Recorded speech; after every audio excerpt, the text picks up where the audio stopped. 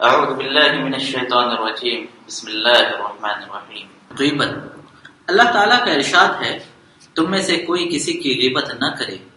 کیا تم میں سے کوئی اپنے مردہ بھائی کا گوشت کھانا پسند کرتا ہے؟ تم ناپسند کرتے ہو۔ سورہ حجرات آیت نمبر 12۔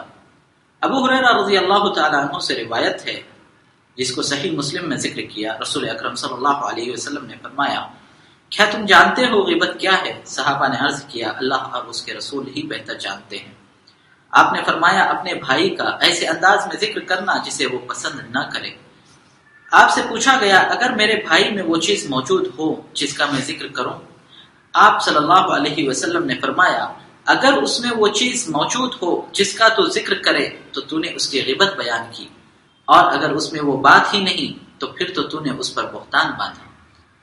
دوسری روایت حضرت انس رضی اللہ عنہ سے روایت ہے، رسول اکرم صلی اللہ علیہ وسلم نے فرمایا، جب مجھے معراج کرائی گئی تو میرا گزر کچھ ایسے لوگوں کے پاس سے ہوا جن کے ناخن تانبے کے تھے، وہ ان سے اپنے چہروں اور سینوں کو نوچ رہے تھے۔ تو میں نے پوچھا، جبرائیل یہ کون ہیں؟ تو جبرائیل نے فرمایا، یہ وہ لوگ ہیں جو لوگوں کا گوشت کھاتے ہیں، یعنی غیبت کرتے ہیں اور لوگوں کی عزتوں کو پامال کرتے ہیں۔ سنن ابو داؤد۔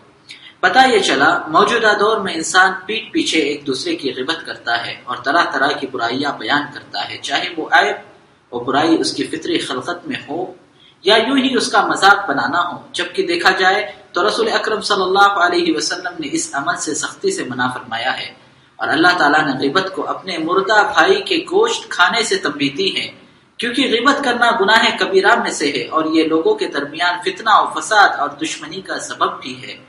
آخرت میں غیبت کرنے والے کی سزا یہ ہے کہ اس کا چہرہ اور سینے کو تانبے کے آنکڑوں یعنی ناخن سے نوچا جائے گا۔